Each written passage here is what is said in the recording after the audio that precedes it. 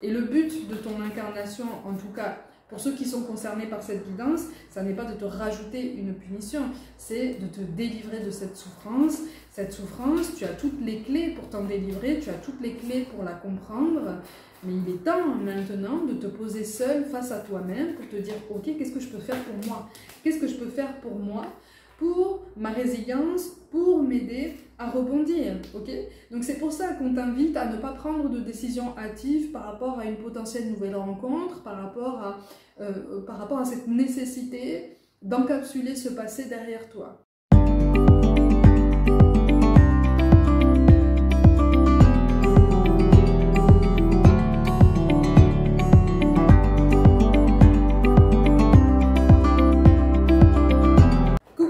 Bienvenue pour la suite de cet horoscope amoureux pour les mois de septembre et octobre. J'espère que vous allez bien, que vous vous portez bien.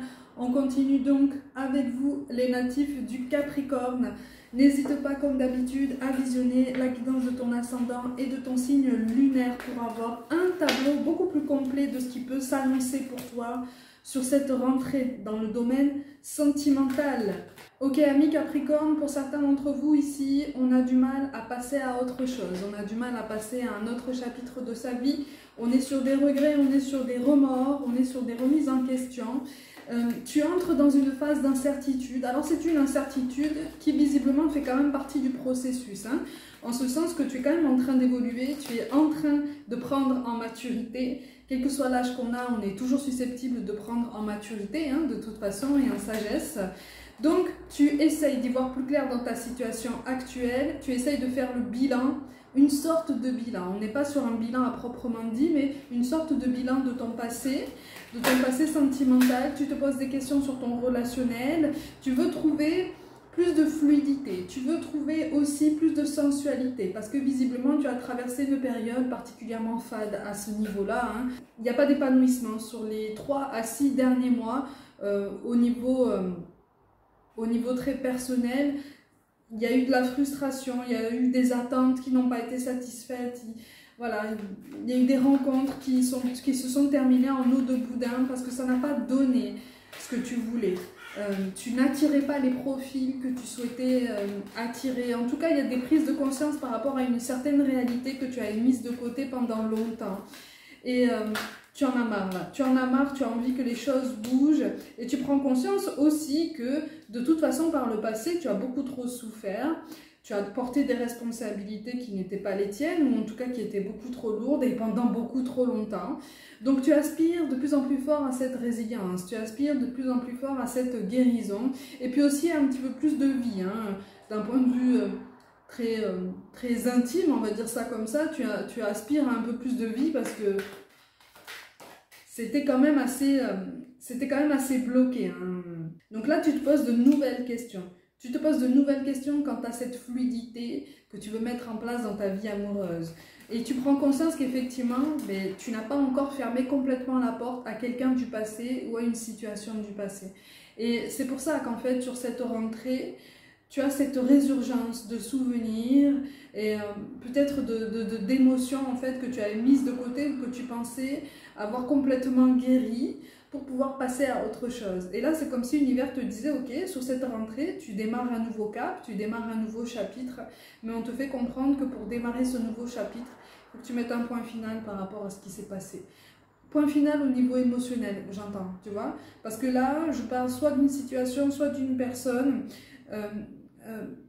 avec qui il y a eu quand même des coups bas, hein. Il y a eu des mensonges, il y a eu beaucoup de disputes, beaucoup de colère contenue, beaucoup d'incompréhension, de non-dits. C'était même pas des malentendus, hein, c'était des non-dits qui ont tout de suite enclenché des colères, des disputes, des conflits. On était sur des nœuds karmiques communs et individuels particulièrement intenses et qui menaient de toute façon presque à chaque fois au conflit. C'est pour ça aussi, hein, que ça t'a épuisé. C'est parce que c'était vraiment pas du tout linéaire, c'était pas du tout calme. Tu en es même arrivé, visiblement, à te demander si tu prenais vraiment plaisir à vivre avec cette personne, ou en tout cas à vivre cette histoire. Pour certains d'entre vous, on n'est pas forcément obligé d'avoir mené une vie en commun avec cette personne. Il y a eu un semblant quand même, hein. Il y a eu un semblant de vie en commun, il y a eu un semblant de partage, mais c'est une histoire qui est resté dans la case des mauvais souvenirs pour toi. Hein? Au niveau des mémoires karmiques, on est sur de la douleur, on est sur un reste de colère aussi, qui te pousse aujourd'hui dans un besoin de contrôle, dans un besoin de surmaîtrise en fait de ce qui se passe pour toi. Tu fais très attention à ce que tu dis, tu fais encore plus attention à ce que les autres peuvent te dire, tu essaies de décrypter leurs messages silencieux. Tu restes dans la supposition, tu restes dans le conditionnel. Donc tu aurais tendance, malgré toi, à attribuer aux personnes qui pourraient graviter autour de toi des intentions qui ne sont pas les leurs. Hein, puisque tu te poses sur des suppositions. C'est la peur. Hein. C'est la peur qui fonde ces suppositions. C'est la peur qui te pousse à imaginer ce que cette personne et encore celle-ci a réellement voulu te dire par les mots qu'il ou elle employait, par les mots que cette personne pouvait employer aussi pour parler d'autres personnes en ta présence. Hein. Donc tu es sur ce réflexe de scanner au maximum maintenant les nouvelles connaissances que tu peux te faire, les nouvelles personnes qui pourraient t'approcher. Parce qu'en fait, tu es sur ce mauvais souvenir, tu es sur ce traumatisme qui n'est pas encore encapsulé par rapport à cette situation ou cette personne du passé.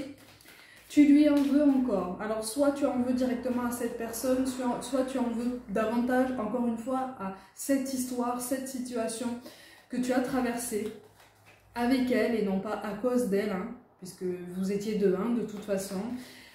C'est quelque chose qui avait engrangé beaucoup de frustration, beaucoup d'espoir déçu.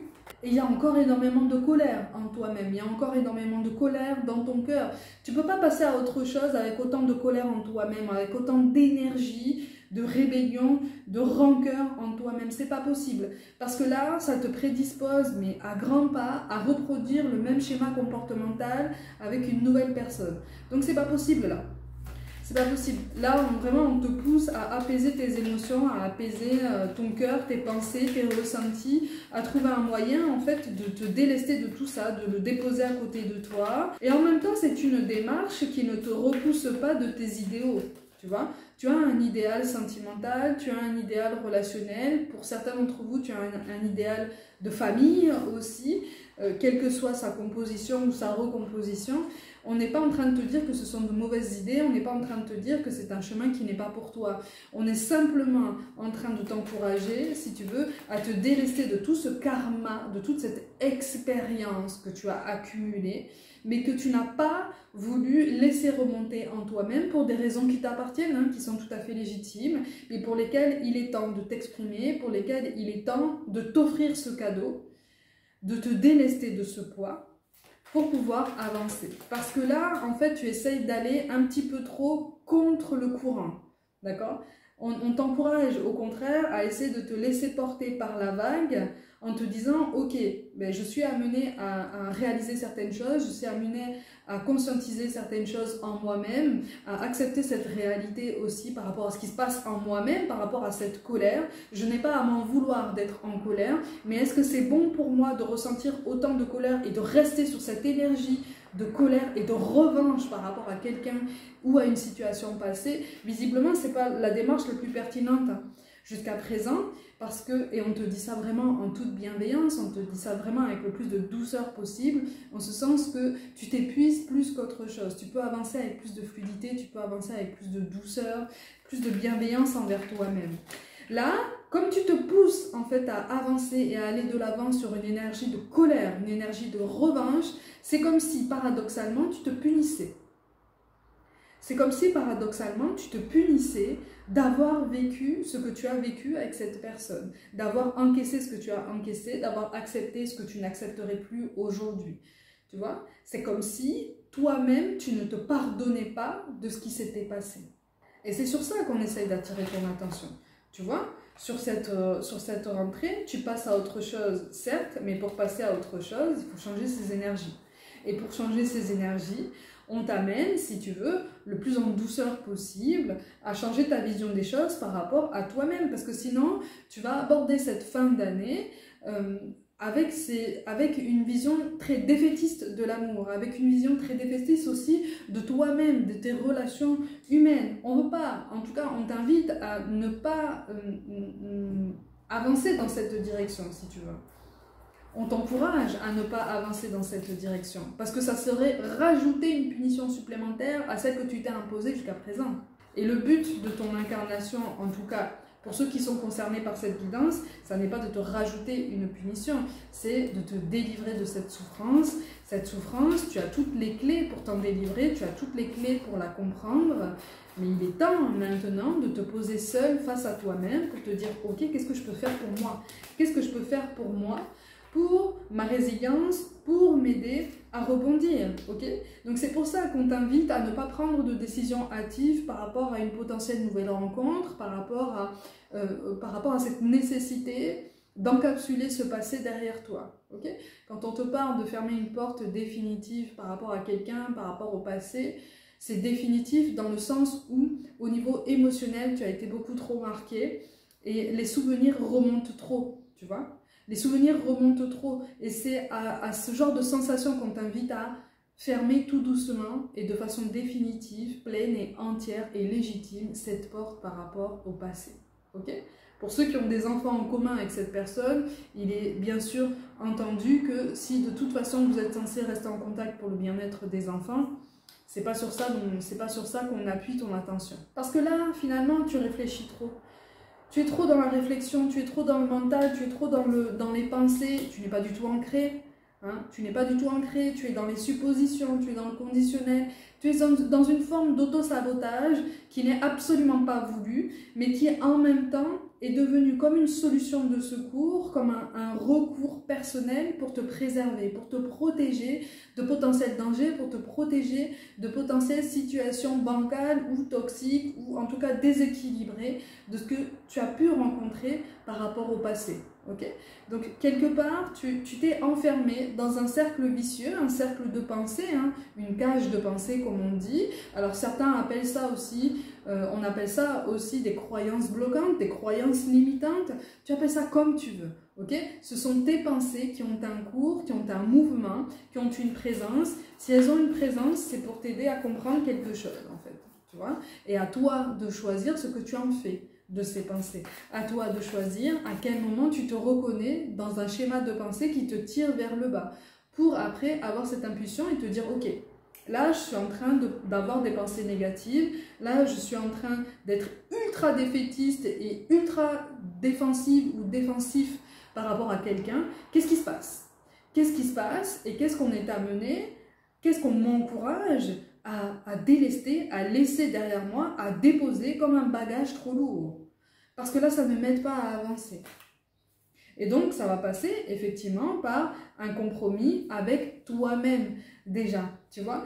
Tu es entré dans une phase où tu étais presque dans une forme de défiance par rapport à de nouvelles rencontres, tu vois. Donc là, je parle résolument à des personnes qui sont célibataires depuis un certain temps.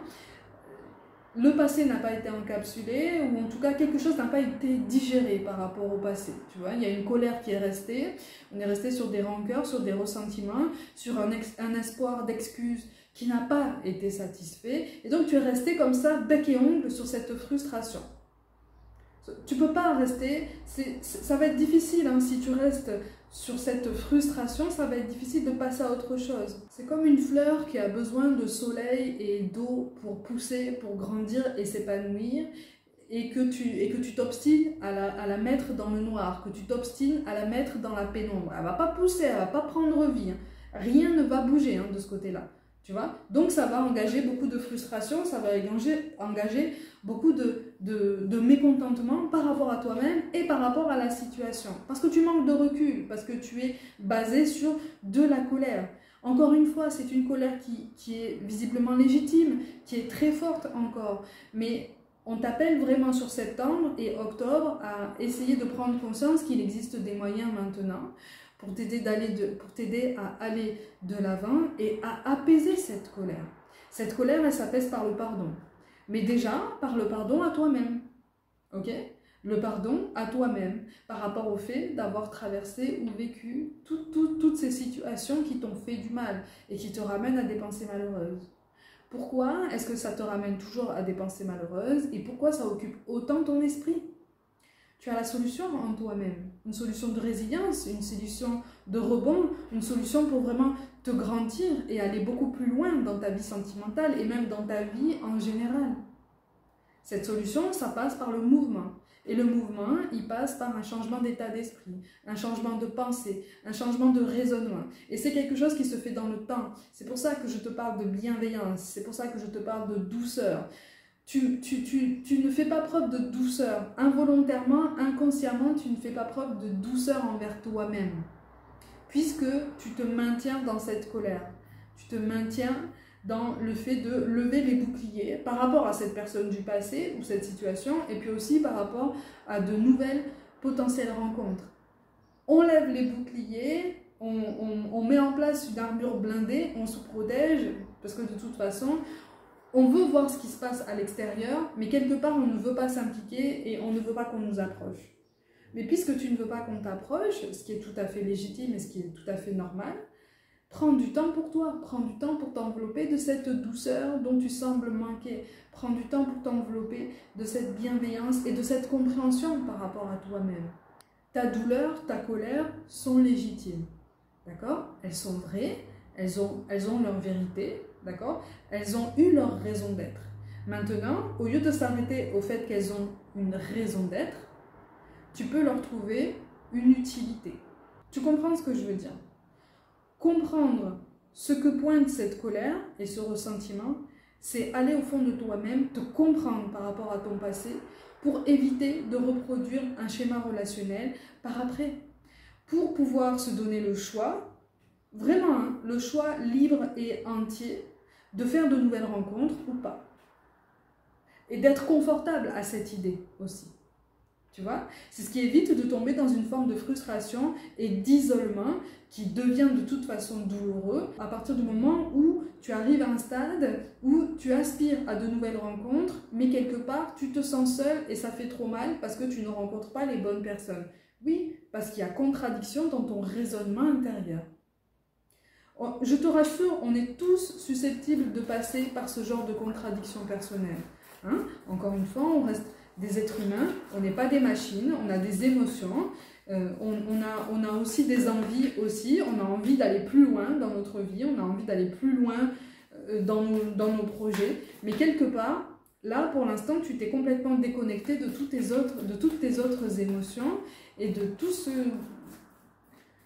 toute la richesse de ta vie personnelle, de toute la richesse de ta personne. Tu t'es perdu de vue dans cette colère et dans ce ressentiment. Et là, tu as la possibilité de t'élever, tu as la possibilité, sur septembre et octobre, d'avoir ce déclic, ce fameux déclic qui t'aide, encore une fois, en douceur, à t'ouvrir à toi-même, avant de t'ouvrir potentiellement pour les autres, avant de t'ouvrir potentiellement à une nouvelle rencontre. Là, pour une nouvelle rencontre, le timing est trop court, c'est beaucoup trop tôt. Tu n'es pas prêt, tu n'es pas prête et tu le sais au fond de toi. Parce qu'encore une fois, tu n'as pas encore assez pris de temps pour toi-même. Tu n'as pas encore assez pris de temps pour prendre soin de toi, pour comprendre ton raisonnement personnel. Tu vois, on est en train d'essayer de désarticuler ta façon de penser, vraiment, hein, de la désarticuler complètement, de la désosser, pour t'aider à comprendre où ça pêche. On est vraiment en train de t'encourager, si tu veux, à avancer au jour le jour, en te permettant de faire un pas en avant à chaque jour, ou en tout cas d'essayer. Un pas en avant sur ta résilience, un pas en avant vers toi-même, un pas en avant sur la compréhension de ton raisonnement, de ton fonctionnement personnel, d'accord? Qui t'est propre, qui t'est légitime, qui est unique et qui est en mouvement, il est en progression. Tu vois? Donc, contrairement à ce que tu penses depuis un certain temps, tu n'es pas en train de stagner, tu es en train d'être réveillé. Tu es en train d'être réveillé à ton histoire personnelle. Parce que c'est dans ton histoire personnelle que tu vas trouver ta réponse. C'est dans ton histoire personnelle que tu vas trouver de quoi alimenter ce déclic qui est pour toi sur cette rentrée pour pouvoir t'aider à avancer dans tes relations amoureuses. C'est dans ton identité personnelle que tu vas pouvoir retrouver une forme de mouvement, une forme de nouveau dynamisme, de nouvelle impulsion vers toi-même pour t'aimer davantage. Il y a eu beaucoup d'attentes qui n'ont pas été satisfaites par rapport à cette situation ou cette personne du passé, parce que tu ne t'aimais pas du tout pour beaucoup d'entre vous, tu ne t'aimais pas complètement pour une plus petite partie. On était dans une forme de relation sauveur-sauvé, tu étais le sauveur ou la sauveuse. La personne en face de toi a pris la place de sauver parce que tu as perçu les choses de cette façon. Cette personne en face de toi a alimenté cette croyance aussi. Donc ça t'a ancré dans cette situation, ça t'a ancré dans cet état d'esprit qui t'a fait de toute façon tourner en rond. Et là, puisque ce cycle est amené à prendre fin, c'est comme si on te disait, à toute fin de cycle, on stoppe aussi une façon de raisonner. C'est pour ça que là, sur septembre et octobre, tu te places sur une forme d'observation de toi-même, une forme d'introspection. Alors, ne prends pas le mot introspection comme quelque chose qui te fait peur, comme quelque chose de rébarbatif ou de trop lourd, puisque cette introspection, on la mène à chaque jour. Tous les jours, on mène une introspection. Tous les jours, on est amené à comprendre certaines choses de ce qui se passe dans notre vie, en nous-mêmes et dans nos choix aussi, dans les conséquences de nos choix, les conséquences de nos relations, qu'elles soient professionnelles, personnelles, amicales, familiales, notre façon de communiquer, notre façon de nous comporter, de nous tenir, de nous exprimer, de ressentir les choses, de les faire comprendre aux autres. Tout est relié. Il y a une grande différence entre ce que tu vas vouloir dire et ce que cette personne pourra comprendre de toi-même. Il y a potentiellement une grande différence. Il y a tout un tas de possibilités qui s'enchaînent, tout un tas de probabilités qui sont énergétiques, qui sont humaines, qui sont émotionnelles, qui sont aussi de l'ordre de ton histoire personnelle et de la sienne. Quelle que soit la personne que tu as en face de toi. Donc en fait, c'est ton relationnel beaucoup plus général qu'on t'invite à envisager sur septembre et octobre pour t'aider justement à comprendre que non, tu n'es pas en stagnation, tu n'es pas en train de régresser non plus. Tu es simplement en train d'être replacé pour prendre un petit peu plus de recul dans ton relationnel général et te demander quel est le point commun entre toutes les relations qui ont péché dans ta vie jusqu'à présent. Chacun ses responsabilités, d'accord? Mais là, on est vraiment en train de te pousser à regarder dans ton histoire personnelle, dans ton vécu personnel, dans la façon dont tu envisages, dans la façon dont tu poses un regard très défaitiste, visiblement, très fataliste sur tout ce qui s'est passé pour toi. Ce fatalisme te mènera à une forme de fatalisme et d'autosabotage exacerbé si tu restes sur cette ligne.